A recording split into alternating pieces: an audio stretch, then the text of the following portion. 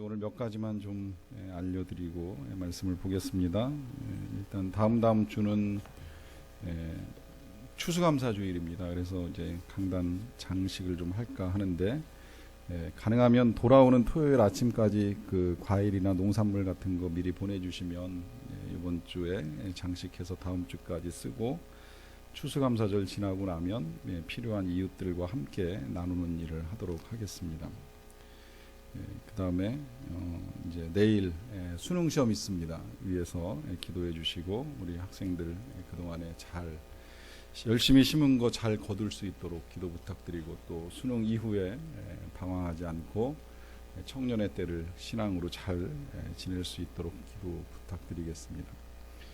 그러고 보니까 우리 전도사님이 오늘 전도사로서 찬양 인도하시는 게 이제 오늘 끝입니다. 내일 안수 받으시면 다음 주부터는 이제 목사님이 되십니다. 그래서 내일 11시에 선사교회에서 안수식이 있는데 그 교회에서는 10시 반에 같이 출발하도록 하겠습니다. 그러니까 그 선사교회로 바로 오시든지 혹 가시려고 하시는 분들은 교회로 오셔서 같이 가시든지 함께 많이 오셔서 축하해 주시기를 부탁을 드리겠습니다.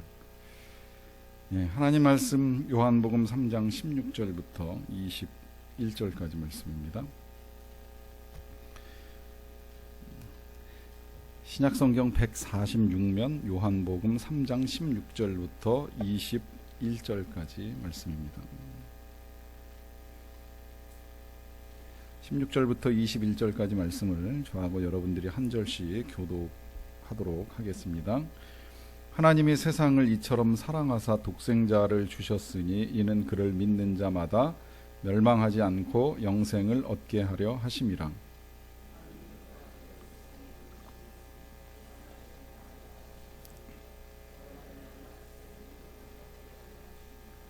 그를 믿는 자는 심판을 받지 아니하는 것이요 믿지 아니하는 자는 하나님의 독생자의 이름을 믿지 아니하므로 벌써 심판을 받은 것이니라.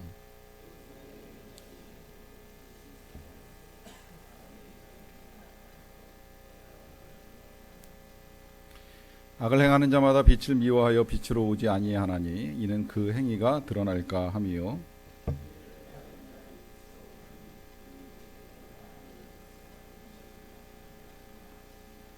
아멘. 전도사 생활을 하다가 목사가 되고 나서 사람들이 이제 부르는 호칭이 바뀌잖아요. 전도사님 그러다가 이제 목사님 그러면 듣는 입장에서는 되게 어색하고 좀 민망합니다. 똑같이 이제 호칭인데도 불구하고 전도사라고 하는 호칭을 들을 때하고 목사님이라고 하는 호칭을 들을 때하고 많이 달라져요.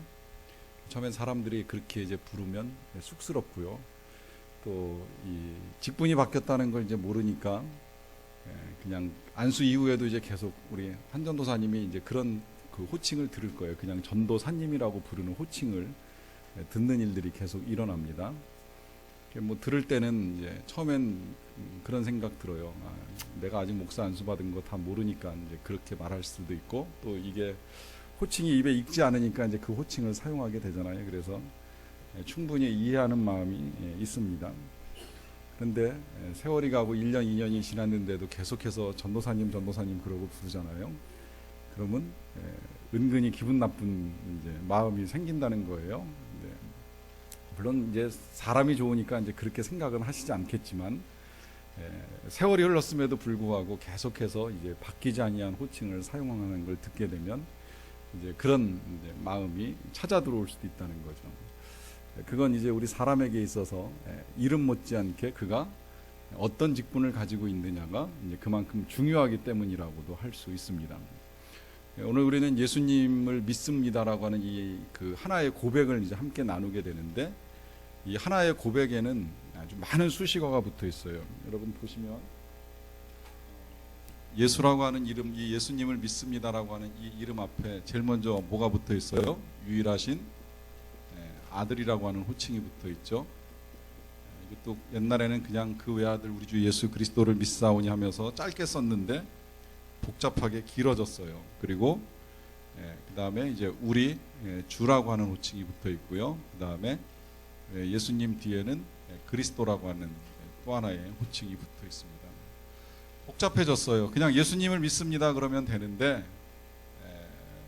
아주 복잡해졌어요. 그래서 이제 여러 가지 수식어가 붙어가지고 이 예수님을 설명해주고 있는데, 이유는 제가 조금 이따 말씀을 드리겠습니다. 왜 이렇게 많은 수식어가 필요했는지에 대해서는 말씀을 드리겠습니다만은, 일단 먼저 우리가 아셔야 될 건 뭐냐면 하나님이 하나님을 알려주시는 방법이라고 하는 거예요. 그걸 한 단어로 이야기하면 이제 계시라고 이야기합니다. 하나님의 뜻, 하나님의 생각, 하나님의 계획, 하나님의 사랑 다 묶어서 하나님을 우리에게 알려주실 때 그걸 일컬어서 우리가 계시라고 표현을 합니다.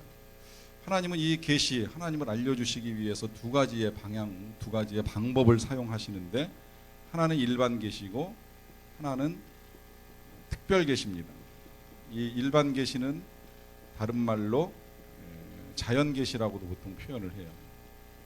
그러니까 자연적으로 하나님을 알게 되는 걸 의미하는 거예요. 실제 우리가 자연 속에서 푸른 하늘을 보면서, 광활한 우주를 보면서, 나무를 보면서, 또 동물들의 생태를 보면서 이걸 만드신 창조주를 찾아가게 될 때 이제 그게 이제 자연 계시가 되고 일반 계시가 됩니다. 그래서 하나님을 만날 수 있어요. 그래서 창조 세계에 들어가면 하나님을 만나는 일이 쉬워집니다. 우리가 참 이제 그 부분이 되게 안타까운 거예요. 도시 문화에서 살다 보니까 이제 이런 자연 계시를 받을 수 있는 시간이 많지 않아요. 그래서 가끔 제가 권유해 드리는 건 좀 힘들어도 시간을 내서 숲속을 거닐던 들로 나가시던 자연을 볼 수 있는 시간을 가져야 돼요. 제가 참 좋아하는 책 가운데 이제 유진 피터슨 목사님 책 좋아하는데, 유진 피터슨 목사님 책 읽으면 정말 깊은 영성이 많이 느껴져요. 근데 그 영성이 어디에서 나오나, 이제 물론 여러 가지가 있는데 사람의 영성이라는 게 뭐 하나로 만들어지진 않지만, 그분은 이제 월요일 쉬는 날만 되면 꼭 이제 산에 가서 숲속에서 거닐면서 하나님과 이렇게 교제하는 시간을 갖는 거예요. 참 중요하다고 생각을 했어요. 이 자연 속에서 하나님과 대화하고 하나님을 묵상하고 하는 이 계시를 통해서 나름 깊은 영성의 우물을 파들어가는 걸 볼 때 이게 하나님께서 우리에게 주신 이 계시의 한 방편으로 이제 사용이 됩니다. 또 하나는 이제 특별 계시, 특별하게 하나님께서 만나주시고 말씀해주시고 들려주시는 여러 가지 방법들, 우리 흔히 아는 대로 환상이라든지 혹은 꿈이라든지 말씀이라든지, 특히 이제 과거에는 선지자, 예언자들을 통해서 들려주셨던 여러 가지 이 방법들이 다 이제 특별 계시에 해당이 됩니다. 성경은 주로 이 특별 계시를 받았던 사람들, 특별하게 하나님을 만나고 하나님을 경험한 사람들의 이야기지요. 뭐 노아라든지 아니면 아브라함이든지 뭐 야곱이든지 이제 특별하게 하나님을 만났던 사람들, 내지는 그 백성들이 하나님에서 멀어지게 되면 이제 선지자들을 통해서 하나님이 들려주신 말씀들. 그래서 이사야부터 시작해서 말라기에 이르기까지 한 7, 8명 선지자들이 들려준 계시가 우리에게 전달이 되어 있습니다. 이 모든 계시는 결국 이제 한마디로 아까 말씀을 드리면 하나님을 알려주시는 거예요. 하나님의 뭐 계획일 수도 있고 생각일 수도 있고 여러 가지가 있지만, 한마디로 말하면 이제 하나님을 우리에게 알려주시는 것인데, 어떤 것도 다 완전하게 하나님을 알 수는 없었어요. 예를 들어서 뭐 환상을 본다 그러면 하나님의 계획의 일부분을 보는 거죠. 처음부터 끝까지 다 볼 수 없잖아요. 꿈을 꾸면 한 단편입니다. 그 단편을 가지고 전체를 이해하는 거 불가능합니다. 우리가 말씀을 듣지만 하루 듣는 말씀, 이 짧은 30분을 통해서 우리가 하나님을 다 알 수도 없고요. 또 선지자들이 하나님께 대해서 전달은 해주지만 역시 선지서 안에도 하나님께 대해서 온전한 계시가 이루어지지 않습니다. 그리고 선지자가 가지고 있는 한계가 있어요. 어떤 한계냐라고 하면, 선지자가 하나님으로부터 영감이나 계시를 받아가지고 그걸 백성들에게 전달하기는 하지만 선지자는 하나님이 아닙니다. 그렇죠? 선지자가 하나님이 될 수가 없죠. 이게 한계라는 거예요. 저도 역시 하나님이 아니기 때문에 하나님을 100% 알고 여러분들에게 전달해드리지 못합니다. 그러니까 저도 불완전한 선지자로서 여러분들에게 전달을 해드리고 있는 거예요. 그럼 이걸 어떻게 우리가 충분하게 이제 하나님을 알 수 있고 하나님에 대한 이해를 완성할 수 있느냐? 그 모든 것의 이제 완전한 하나님의 계시로서 우리에게 나타나신 분이 바로 이 예수님이시라는 거예요. 이걸 히브리서 기자가 히브리서 쓰면서 첫머리에 기가 막히게 정리를 해놨어요. 여러분, 제가 그 나눠드린 유인물 혹시 가지고 계시면 거기 써 있는 히브리서 1장 1절과 2절 말씀 한번 보세요. 두 번째에 있습니다. 히브리서 1장 1, 2절 말씀. 옛적의 선지자들을 통하여 여러 부분과 여러 모양으로, 이게 이제 뭐 꿈, 환상, 계시 여러 가지 것들이 있는 거예요. 이 여러 부분과 여러 모양으로 우리 조상들에게 말씀하신 하나님이 이 모든 날 마지막에는, 여기서 마지막이라고 하는 건 주님이 오심부터 이제 그 마지막 때가 시작이 됐잖아요. 그 마지막 때에는 아들 예수 그리스도를 통하여서 우리에게 말씀하셨으니 이 아들을 만유의 상속자로 세우시고 또 그로 말미암아 모든 세계를 지으셨느니라. 이는 하나님의 영광의 광채시요 본체의 형상이시라. 마지막에 가서 이 아들 예수님을 통하여서 이제 하나님을 온전하게 드러내셨다는 거예요. 그래서 예수님이 보여주신 모든 것들은 다 하나님을 실제로 보여준 거라고 보면 틀림이 없습니다. 예수님의 기적은 하나님이 하신 기적이고, 예수님의 사랑은 하나님의 사랑이 어떤 건가를 보여주고, 예수님의 말씀은 하나님의 뜻이 무엇인가를 우리에게 정확하게 알려주는 말씀이셨어요. 그래서 이 예수님을 통해서 이제 하나님이 이제 온전하게 우리에게 드러나게 되었는데, 근데 그래서 우리가 예수님을 믿는데, 이제 초대교회 성도들이 예수님을 믿는다라고 하는 고백을 하며 이제 살았던 사람입니다. 당신 유대인이냐? 그렇게 질문하면 난 유대인이지만 그러나 난 예수 믿는 사람이야, 이러고 이제 대답을 했었겠지요. 그러면 당신은 예수를 믿는다는 말이네 했을 때, 그렇다, 난 예수를 믿는다 하면 도대체 그 예수가 누구냐, 이제 이런 질문이 나옵니다. 질문이 나오는 이유는 그렇습니다. 원래 이 예수라고 하는 이름이요, 지금은 흔하게 사용할 수 없어요. 제가 정확하게 알고 있는 건지는 모르겠지만 미국에서는 이제 크라이스트라고 하는 단어가 쉽게 그 출생 등록이 안 된다는 걸로 알고 있습니다.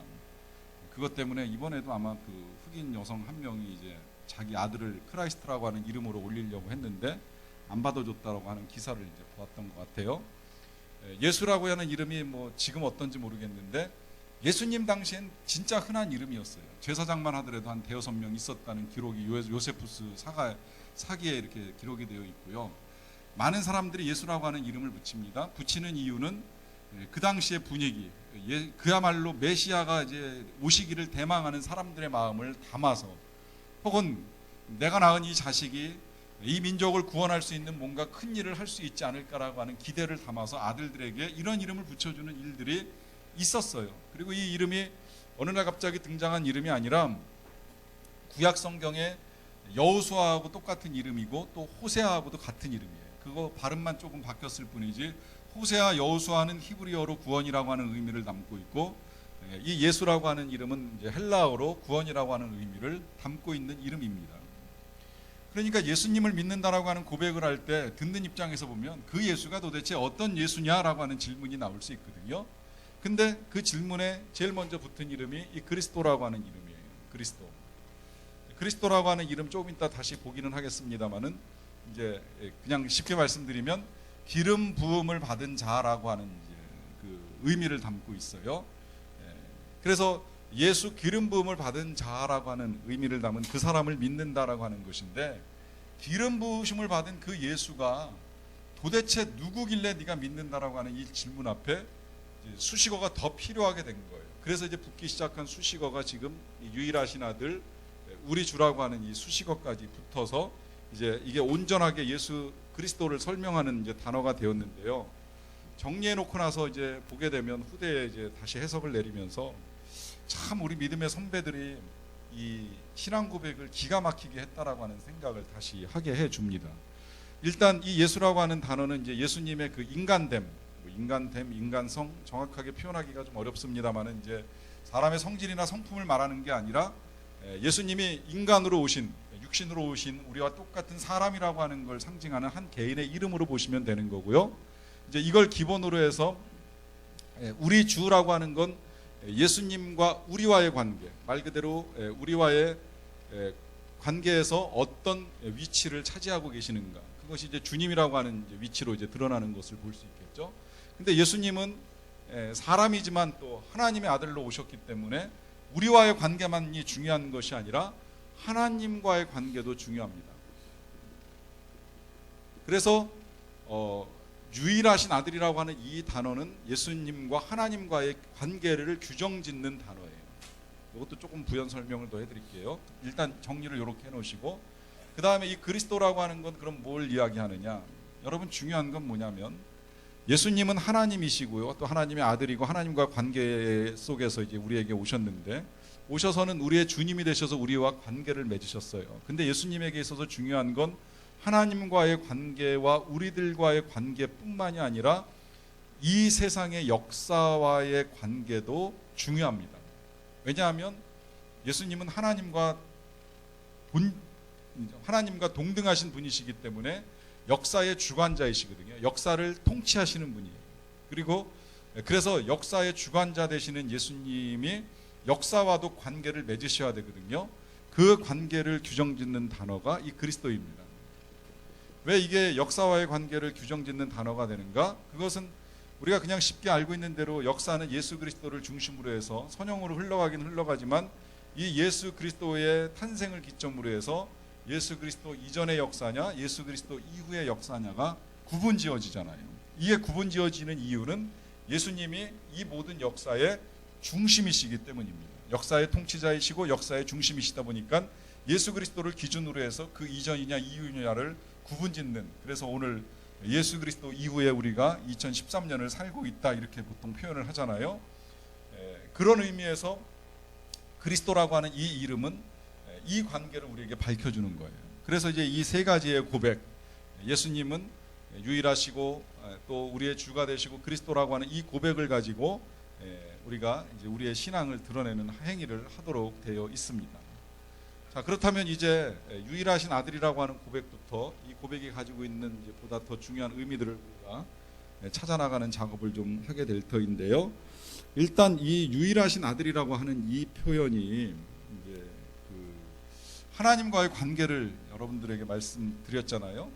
근데 이 관계를 참 설명하기 어려운 건, 자, 아버지의 아들은 분명히 각기 다른 존재입니다. 그런데 이거를 우리가 일컬어서 하나라고 표현을 하니까 이제 여기서부터 삼위일체에 대한 혼란이 일어나요. 여기는 삼위일체 수업 시간이 아니니까 제가 그걸 이 자리에서 여러분들에게 설명을 해드리지는 않겠습니다만은, 그냥 이해하기 쉽게 우리나라 사람들도 왜 그런 사고를 갖고 있잖아요.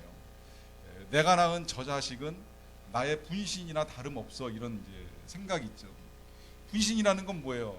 내 몸의 일부라고까지 표현하는 거잖아요. 실상은 내 몸의 일부는 아니에요. 그는 또 하나의 객체이고 분명히 존재하는 인물임에도 불구하고 나의 분신이라고 표현하는 건 그와 나는 하나라고 하는 표현을 그렇게 해서 이제 전달하는 방법이잖아요.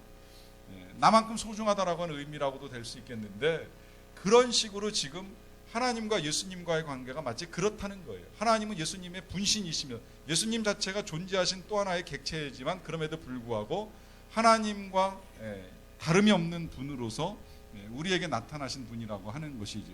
그런 면에서 보면 이 유일하신 아들이라고 하는 이 개념은 예수님과 하나님과의 관계, 그것도 그냥 보통 관계가 아니라 정말 유일한 관계를 우리에게 드러내주는 단어라고 할 수 있습니다. 특히 여러분들 이 개념 이해할 때 이 히브리 사람들의 이 아들 개념을 좀 이해할 필요가 있는데요. 히브리 사람들이 사용하는 이 아들이라고 하는 단어의 개념 속에는 실제로는 자식이라고 하는 개념보다는 실상 그런 사람이라고 하는 개념이 더 강합니다. 그런 사람. 예를 들어서 바나바라고 표현하잖아요. 바나바의 별명이 이제 그 바나바가 원래 요셉인데 요셉의 별명이 바나바예요. 바나바라고 하는 단어의 뜻은 위로의 아들이라고 하는 의미를 담고 있습니다.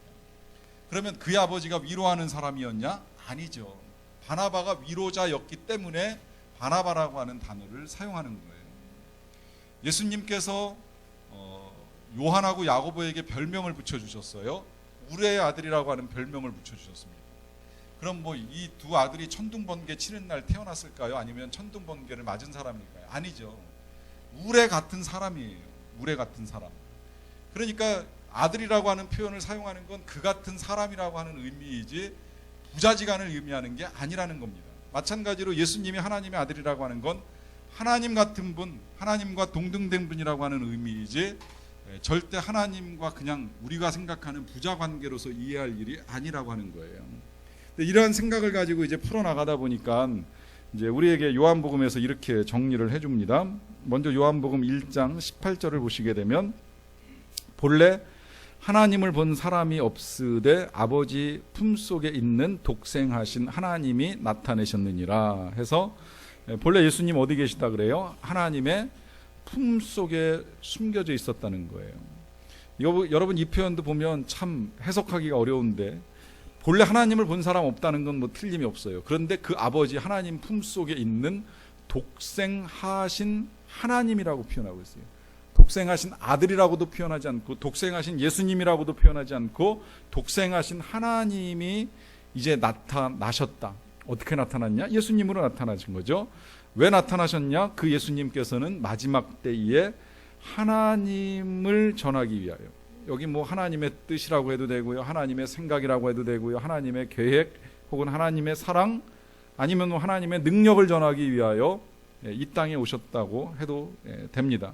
분명한 건 이 예수님이 하나님이시라는 거죠. 그 히브리서 1장 1절 2절 마지막 부분, 마지막 줄에 보시면 하나님의 영광의 광채시요 본체의 형상이시라 그래요. 본체의 형상. 그러니까 결국 다시 말하면 무슨 이야기예요? 요한복음 10장 30절에서 이것을 나와 아버지는 하나라 하는 거하고 이제 일치가 되는 거죠. 예수 그리스도가 본질상 하나님과 한 분이신 것을 의미합니다. 하나이신 것을 의미해요. 그런데 이제 여기서부터 또 하나 이제 우리가 중요하게 생각해야 될 것. 자, 이제 관계를 우리가 이해를 했어요. 아버지하고 아들. 자, 뭐 꼭 아버지 아니라 어머니라고 해도 상관은 없는데, 여러분 생각해 보세요. 내일 수능입니다. 아이들이 시험을 치르러 가요. 그런데 그 아이들이 시험장에 갔는데 지금까지 공부한 건 뭐 그냥 예를 들어 한 4등급 정도 되는데, 시험 보는 과목마다 다 1등급을 올려놓고 그리고 시험장에서 나오는 일이 벌어졌어요. 여러분 누가 제일 좋아할까요? 당연히 부모가 제일 좋아하겠죠. 물론 본인도 좋아하겠지만, 내 아들 4등급 맞는 친구가 다 1등급 맞고 왔다고 해서 기분 나빠할 부모 있을까요? 없을까요? 없지요. 다 좋아할 거예요. 왜 좋아할까요? 그 부모와 자녀가 하나이기 때문입니다. 또 역으로 생각해서 잘 해왔는데 내일 하루 시험 정말 망쳐가지고서 잘하던 그 성적보다 몇 등급 아래로 받아가지고 오면 애도 힘들겠지만 누가 힘들어요? 부모가 힘들죠. 아마 속은 부모가 더 상할 거예요. 그 하루를 위해서 지난 1년, 지난 3년 혹은 지난 12년 동안 온갖 것 정말 다 가르쳐주고 하면서 쏟아부을 것 다 쏟아부었는데, 막상 하루의 실수로 인해서 이 아이가 형편없는 성적을 거두게 되면 부모의 그 타들어가는 속은 말은 못하지만 무지하게 힘들 거라고 생각을 해요. 자, 그렇게 보면 이 자녀의 삶이 부모에게 미치는 영향이 적지 않다고도 볼 수 있습니다. 사실 자녀가 못하는 건 부모에게 속상한 일이 되지만, 자녀가 잘하는 것, 좋은 결과를 거두는 건 부모에게 기쁨이 될 뿐만 아니라 더 나아가서는 부모에게 영광이 됩니다. 큰 영광이 될 수 있죠. 여러분 여기서 이제 우리가 예수님과 하나님과의 관계를 이해해 보는 거예요. 자, 예수님을 하나님께서 이 땅에 보내셨어요. 품속에 숨기고 계시다가 이제 때가 된 거예요. 예수님이 나타나셔야 될 마지막 때가 돼가지고 이 마지막 때에 예수님을 땅으로 내려 보내셨어요. 그러면 예수님께서 이 땅에 계시는 동안에 해야 될 가장 중요한 일이 뭘까요? 가장 중요한 일은 하나님의 영광을 보여주는 겁니다. 하나님께서 가장 기뻐하시는 일을 하는 거예요. 그렇잖아요. 그래야지 하나님과 일체가 될 거 아닙니까? 하나님이 기껏 숨겨놓으셨다가 세상에 보내셨는데, 보냄받은 이 예수님이 엉뚱한 거나 하고 있고 사탄의 시험에 걸려서 넘어지고 사람이나 찾아다닌다는 것이 그냥 예수님이 하셔야 될 사역을 하는 것이 아니라 유혹을 받아가지고 사람들에게 휩쓸려가지고 왔다 갔다 하고, 그러면 인기에 영합하고 하는 그런 일들을 하게 되면 하나님이 생각하실 때 결코 영광도 될 거 없고 기뻐할 것도 없는 것이죠. 그러니까 이 아버지와 아들과의 관계에 있어서 아들이 가장 중요하게 생각해야 될 부분이 아버지의 영광이라고 하는 거예요. 그런데 문제는 뭐냐면, 이 아버지의 영광을 어떤 식으로 드러내느냐?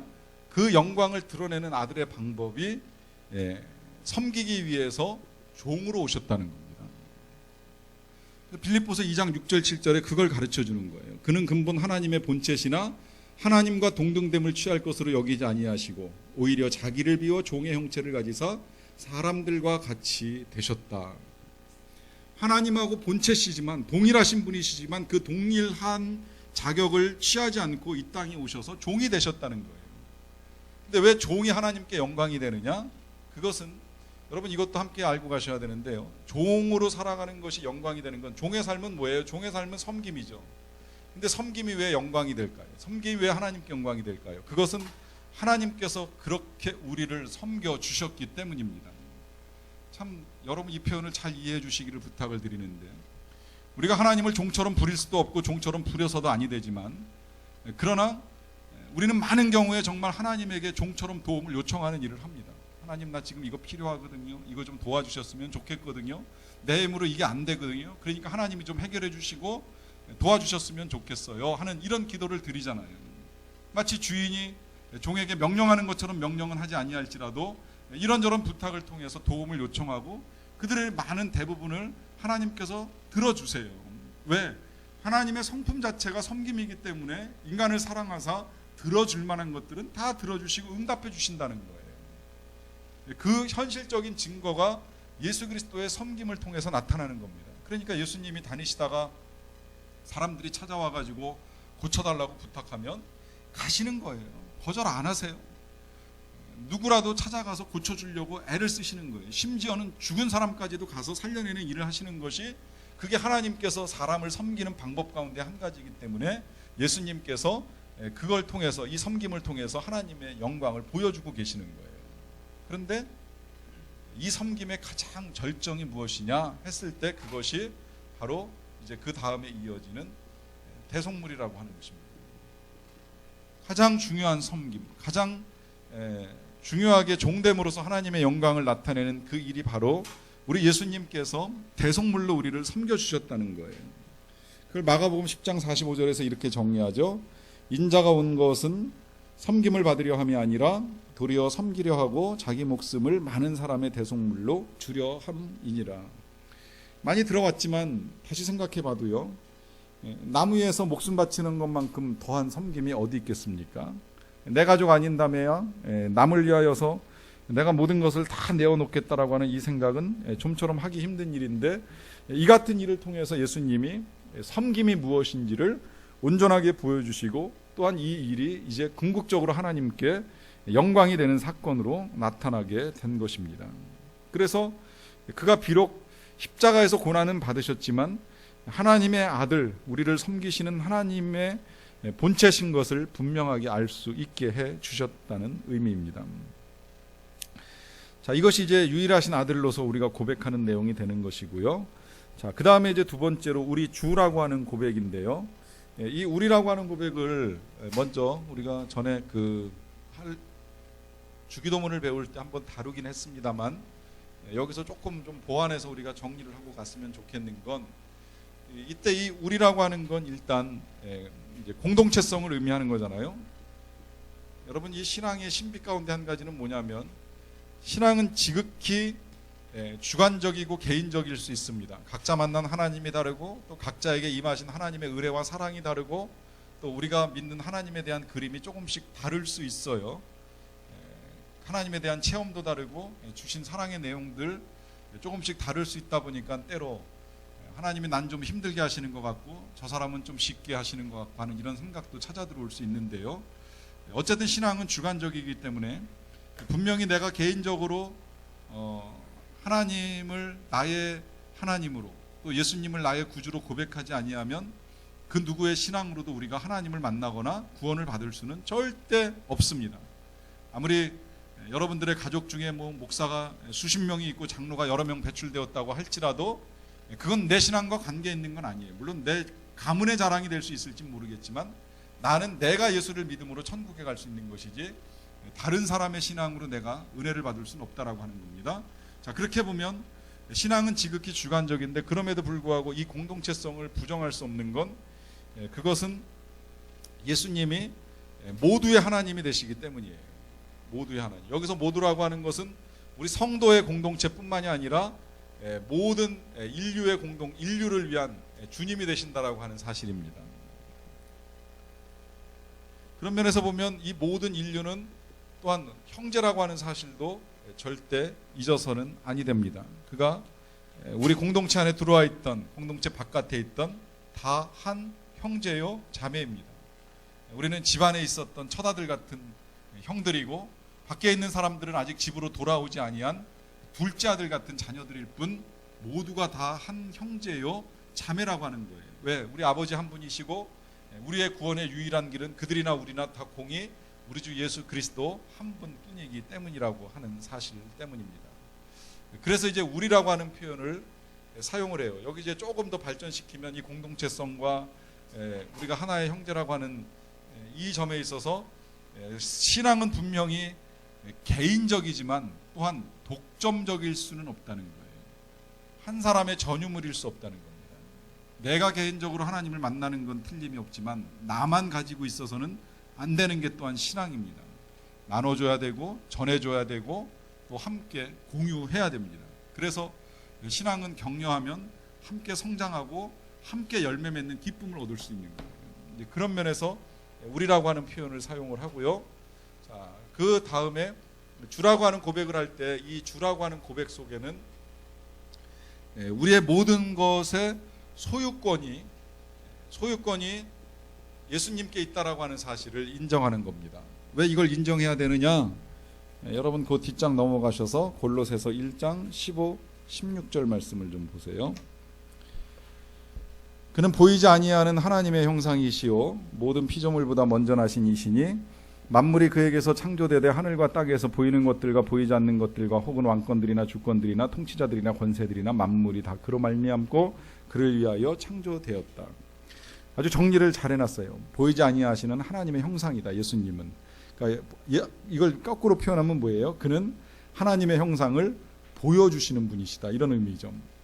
그리고 모든 피조물보다 먼저 나셨다 하는 건 예수님이 태초부터 계셨다는 의미예요. 여기서 그 피조물보다 먼저 태어났다라고 하는 의미가 아니라 태초부터 계신 분이라는 의미고요. 자, 만물이 그에게서 창조됐는데 하늘과 땅에서 보이는 것뿐만이 아니라 보이지 않는 것들, 또 왕권들, 주권들, 통치자, 권세 다 만물이 누구로 말미암나? 예수님으로 말미암아 누구를 위하여? 예수님을 위하여 창조되었다는 거예요. 그러니 다 누구 거예요? 다 예수님 것. 소유권이 주님이시라고 하는 것입니다. 이건 이제 여기서 또 하나 이 모든 것의 지배권이 예수님이시라고 하는 것도 인정하는 거예요. 소유권이 지배권이 될 수는 있지만 지배권이 소유권이 되지는 않아요. 여러분 왜 우리가 상점에서도 소유자가 있는 곳이 있지만 또 지배인이 별도로 있는 곳이 있는 것처럼 다스릴 수 있는 권리는 별도로 존재할 수 있지만 예수에게는 이 소유권과 지배권이 다 속해 있음을 의미하는 겁니다. 또 하나 이것은 우리를 향한 명령권도 예수님께 있는 것을 의미하고요. 왜? 예수님이 주인이시니까 종에게 명령하는 건 당연하죠. 이 명령 때문에 우리는 그 명령에 이제 순종의 책임이 생기는 거예요. 예수님이 소유하고 지배하신다라고 하면 우리는 그 소유와 지배에 충성을 다해야 될 책임이 있고요. 관리자로서. 그 다음에 이제 마지막 이것은 또한 우리의 생명권도 예수님께 있음을 의미합니다. 왜 생명권까지 주인이 가지는가? 여러분 그거 아시죠? 고대의 그 로마 시대 종들은 다양한 종들이 있었어요. 그냥 집에서 시중 두는 종이 있고 뭐 말을 끌어주는 종 정도만 있는 것이 아니라 때로는 싸움터에 나가는 것도 있고 싸움 놀이에 내보내는 종들도 있었습니다. 그것만을 위해서 만들어지는 종들이 있잖아요. 그래가지고 시합이 있으면 주인이 그 종을 싸움터로 내보내는 거예요. 죽거나 말거나 주인이 신경 안 쓰죠. 죽는 건 네 문제고 난 너를 돈 주고 산 너의 주인이기 때문에 싸움터에 내보낼 권리는 나한테 있다 그러면서 주인이 그를 싸움터에 내보내는 일을 하는 거예요. 그럼 종은 나가서 싸우다가 죽게 되면 죽는 거고 살게 되면 또 살아서 생명이 연장됩니다. 결국 그 목숨 누구한테 달린 거예요? 주인한테 달린 거예요. 생명권이 주인한테 달린 거예요. 그러니까 이 한마디의 주라고 하는 고백 속에는 우리가 가진 소유, 지배, 명령, 생명이 다 예수님 거라고 하는 걸 인정하는 고백입니다. 그러니까 이 마지막 이것에 그 착안해서 보시게 되면 그분을 위해 살고 그분을 위해 죽겠다는 고백도 이 속에 함께 담겨 있는 거예요. 이거 조금 이따 이제 더 한번 설명을 해드리는 부분이 있을 것이고요. 일단 그러고 나서 이제 예수 그리스도로 넘어가겠습니다. 아까 예수라고 하는 이름은 제가 대강 설명을 드렸고요. 그 다음에 이제 그리스도라고 하는 이제 그 단어인데요. 그 기름 부심을 받은 자라고 하는 의미로 말씀을 드렸죠. 원래 이제 헬라어로 크리오라고 하는 단어가 기름을 붓다라고 하는 단어예요. 근데 거기서 이제 크리스토스 해서 기름 부음을 받는 자라고 하는 의미로 사용되는 단어가 그리스도입니다. 여러분 그 메시아라고 하는 단어도 들어보셨을 텐데 같은 의미예요. 메시아는 히브리어고 그리스도는 헬라어입니다. 이 메시아라고 하는 단어도 역시 마샤라고 하는 그 히브리어에서 왔어요. 기름을 붓는다. 그래서 메시아 그러면 기름 부으심을 받은 하나님의 종이라는 겁니다. 자, 그러면 언제 기름을 붓느냐라고 했을 때 그 기름을 붓는 경우는 딱 세 가지 경우에 이제 기름 붓는 일을 하는 거예요. 하나는 이제 왕에게, 하나는 제사장에게, 또 하나는 선지자 혹은 예언자가 될 때. 그래서 왜 그 의기소침해 가지고 동굴에 숨어 있었던 엘리야를 하나님이 불러내셔 가지고 너 다시 사역해야 된다고 말씀하실 때 명령하신 게 있죠. 너 가서 아람 사람 하사엘에게 기름을 부어서 아람 왕이 되게 하고 또 엘리사에게 기름을 부어 선지자가 되게 하라. 왕에게 기름 붓고 선지자에게 기름 붓고 또 제사장 이 승계할 때 이제 기름 붓는 예식을 통해서 이제 제사장 직분을 넘겨주는 일을 하게 됩니다. 이런 일들을 할 때 그 기름 부음 받은 사람을 일컬어서 크리스토스, 히브리어로는 메시아라고 이야기를 하는 거예요. 그런데 왜 예수님을 크리스토스라고 이야기를 하느냐라고 하면 예수님은 이 세 가지의 직분을 다 취하신 분이시기 때문이라고 하는 것입니다. 제일 먼저 그 이사야 9장 6절에서 예수님이 왕이라고 하는 사실을 우리에게 가르쳐 주죠. 맨 끝부분에 보시면 영존하시는 아버지라 평강의 왕이라 할 것임이라 하면서 예수님의 왕되심을 알려주고 있습니다. 또 그 다음에 히브리서 7장 24절 25절을 보시게 되면 예수는 영원히 계심으로 그 제사장 직분도 갈리지 아니하느니라. 여기서 예수님이 제사장 직분을 가지고 있다는 걸 말씀하고 계시는데 영원히 계시기 때문에 제사장 직분을 사퇴하고 내려놓고 은퇴하는 일이 없다는 거예요. 그러므로 자기를 힘입어 하나님께 나아가는 자들을 온전히 구원하실 수 있으니 이는 그가 살아계셔서 항상 그들을 위하여 간구하심이라.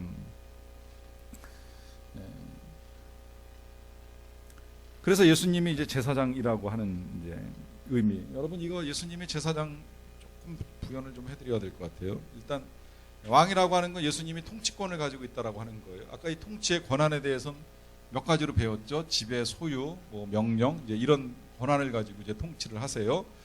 이게 이제 우리의 의지를 다스리는 예수님이라고 볼 수 있겠는데요. 자, 제사장으로서 이제 예수님이 하시는 일 여기 보시게 되면 자기를 힘입어 하나님께 나아가는 자들을 위하여 두 가지를 하신다 그랬죠. 뭘 해요? 하나는 구원을 하시고 하나는 그 뒤에 보시면 이는 그가 항상 살아계셔서 그들을 위하여 간구하심이라. 이 두 가지 역할, 이것 때문에 우리가 예수님을 그리스도라고 부르는 겁니다. 주님이 우리를 위하여 하시는 일이 크게 두 가지, 하나는 구원이고 하나는 간구를 하시는 일입니다. 그래서 예수의 이름을 믿을 때는 구원을 받고 예수의 이름을 사용할 때는 기도를 할 수 있는 거예요. 그래서 우리가 기도할 때 맨 마지막에 예수님의 이름으로 기도합니다라고 하는 것이 가능한 이유는 그를 통해서만 간구할 수 있기 때문이에요. 예수를 통해서만 구원을 받고 예수를 통해서만 간구할 수 있습니다. 그러니까 이게 이제 중간에서 도와주는 역할을 하기 때문에 중보자라고 하는 표현도 사용을 하죠. 실제 제사장의 역할이 그거였어요. 제사장이 하는 가장 주된 일은 하나님을 대신해서 사람들과 하나님 사이에서 하나님의 말씀을 전달하고 또 한편 사람들을 대신해서 사람들의 죄를 가지고 하나님께 나아가는 일을 하는 이 중간자적 역할을 해주잖아요. 그 역할을 예수님이 중보자로서 하나님과 우리 사이에서 이루시는 일들을 하게 됩니다. 특히 여기에는 그 사람들이 가장 많이 상하게 되는 일들이 양심의 이제 찔림을 받는 일, 마음의 고통을 겪는 일들이 있을 수 있겠는데 이 모든 것들의 구원과 간구를 이루심으로 우리의 감정을 치유하시는 일을 하게 돼요. 그리고 이제 선지자로서 예수님께서 우리에게 하나님의 말씀과 지식을 전달해 주는 일을 하게 됩니다. 이건 다시 읽진 않겠습니다만 아까 우리가 제일 먼저 읽었던 그 히브리서 1장 1절부터 2절까지 보시게 되면 마지막 날에 예수님을 통해서 모든 걸 다 우리에게 알려주셨다 그랬잖아요. 우리가 예수에 관해서 알아야 될 모든 것들이 다 하나님에 대해서 알아야 될 모든 것들이 예수님을 통해서 우리에게 전달됨으로 말미암아 우리가 흑암으로부터 어둠으로부터 빛 가운데로 나갈 수 있게 되었다라고 하는 거예요. 이 모든 일들을 통해서 예수님이 이루신 일이 이제 마지막 구원자로서의 사명을 완성한 겁니다. 왜 예수님께서 구원자로서의 사명을 이제 이렇게 완성을 하시는가? 그건 실상 우리가 구원받아야 될 것은 우리의 영혼만이 아닙니다. 죽어 천국 가는 게 구원의 완성이 아니라 이 세상을 살아나가는 동안에 우리의 의지와 우리의 감정과 우리의 지성이 함께 구원받는 역사가 일어나야 되기 때문이에요. 그래서 이게 무슨 이야기가 되는 거냐면 우리가 예수님을 통해서 예수님을 정말 구주 예수 그리스도로 고백하게 될 때에 우리의 의지는 예수님의 뜻을 따라가게 되어 있습니다. 우리의 감정도 예수님이 주시는 평안과 기쁨으로 충만해집니다. 그리고 이제 우리가 세상을 보는 시각, 그것이 정말 예를 들어 이 진화론에만 묶여 있었다고 하는 것이 아니라고 하는 것, 창조도 우리가 볼 수 있는 시각도 열리고, 보이는 것이 전부라고 생각을 해왔는데 보이지 아니한 더 소중한 것이 많다라고 하는 것, 특히 예수 그리스도를 아는 지식은 세상 그 어떤 지식보다도 고상해서 우리의 영혼을 맑히시고 밝히시고 승화시켜 주시는 가장 강력한 지식이라고 하는 사실을 깨닫고 나아가는 것, 이 모든 일에 온전한 구원을 이룰 수 있도록 도와주신 분이 예수님이시라는 거예요. 그래서 이 예수를 믿는 자마다 멸망치 않고 구원을 받고, 만약에 예수를 믿지 아니하면 심판을 받게 될 것이라고 하는 것을 요한복음 3장에서 우리에게 분명하게 알려주는 것입니다. 그래서 이 예수 그리스도에 대한 고백이 좀 길어졌는데요.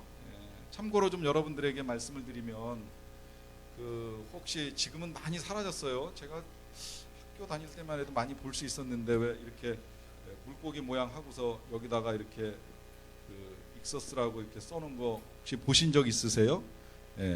이게 유래가 이렇습니다. 이건 이제 헬라어에서 앞자리만 딴 거예요. I는 예수고요, X는 크리스토스, 예수 그리스도라고 하는 단어입니다.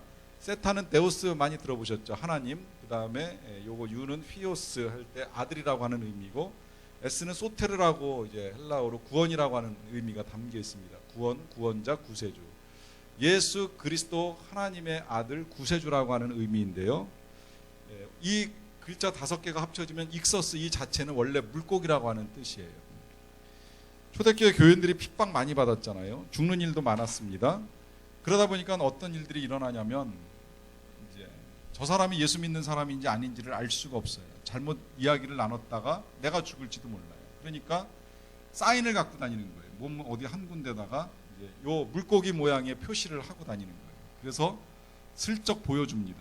그 사람도 만약에 그게 보이면 이 사람도 그리스도인, 나도 그리스도인, 그 다음부터는 편안하게 이야기를 할 수 있는 거예요. 이게 표식으로 사용됐던 기호예요. 그래서 써놓고 다니기는 물고기라고 써놓고 다니지만 실상은 예수 그리스도 하나님의 아들 구세주라고 하는 의미로 담겨 있습니다. 자, 이 같은 거를 여러분 이제 오늘 제가 알려드릴 건 대충 다 알려드렸는데, 중요한 건 이 같은 걸 우리가 지식적으로 알고 있다고 해서 그것이 중요한 것이 아니라는 거예요. 여러분, 예수 그리스도를 아는 것보다 중요한 건 그 예수 그리스도를 정말 내 삶에서 얼마나 경험하고 살아가고 있느냐라고 하는 것입니다. 여러분, 히브리에서 안다라고 하는 단어가 경험한다라고 하는 단어와 일치한다는 걸 들어보신 적이 있으실 텐데요. 이 예수 그리스도에 대해서 오늘 그가 왜 구세주고 왜 유일하신 아들이고 왜 그리스도라고 하는 표현을 사용하는지에 대해서 아는 것보다 중요한 건 내가 알고 있는 예수 그리스도가 내 삶에 어떤 영향을 미치고 있느냐라고 하는 질문입니다. 술을 같이 잘 먹고 다니던 그 술친구 둘이서 열심히 늘 만날 때마다 술을 먹다가요, 어느 날 한 사람이 예수님을 믿게 됩니다. 그리고 술을 끊어버렸어요. 그랬더니 친구가 술 먹자고 연락을 했는데 싫다고 그래요. 왜 그러냐 그랬더니 나 예수 믿는다고.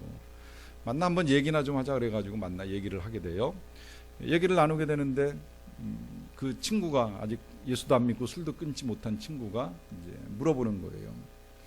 도대체 네가 믿는 예수가 누구냐? 언제 태어났고 뭘 한 사람이냐? 무슨 말을 했길래 또 뭘 하다가 어떻게 죽었길래 언제 죽었길래 네가 이렇게 사람이 변했냐? 질문을 해요. 친구가 대답을 합니다. 난 교회 다닌 지 얼마 안 돼서 솔직히 잘 모른다. 언제 태어났는지도 뭘 했는지도 또 어떻게 살았는지도 그리고 어떻게 죽었는지도 부활했다고 하는 말씀을 듣기도 하였고 또 그분이 나를 구원하신다는 말씀도 믿고 따라가고 있는데 아직은 잘 모르겠다. 그러나 단 한 가지 내가 분명히 알 수 있는 것이 있다면 그분 때문에 내가 변했다. 내가 술을 끊고 내가 가족들을 사랑하게 되고 가족들을 위해서 할 수 있는 한 최선을 다한다. 그러다 보니 가족들도 나를 사랑하고 나를 기다리고 나를 좋아하더라. 여러분, 이것이 우리가 우리 주 예수 그리스도가 나의 주님이라고 하는 고백의 의미입니다. 예수 그리스도를 나의 주님이라고 고백할 때 그 고백은 그가 지배권이 있어 명령권이 있어 생명권이 있어라고 하는 이 지식에서만 끝나는 것이 아니라 그가 모든 것을 다 가지고 계시기 때문에 내 모든 것을 다 그분께 맡길 수 있는 거예요. 나의 미래도 나의 걱정도 나의 근심도 내 모든 것 내 거 아니오니 주님께 드립니다. 주님께 맡깁니다. 이 같은 고백이 진짜 우리 예수님을 유일하신 아들 예수 그리스도라고 하는 고백을 가능하게 하는 것입니다. 이런 고백을 할 수 있게 되시기를 간절히 바랍니다.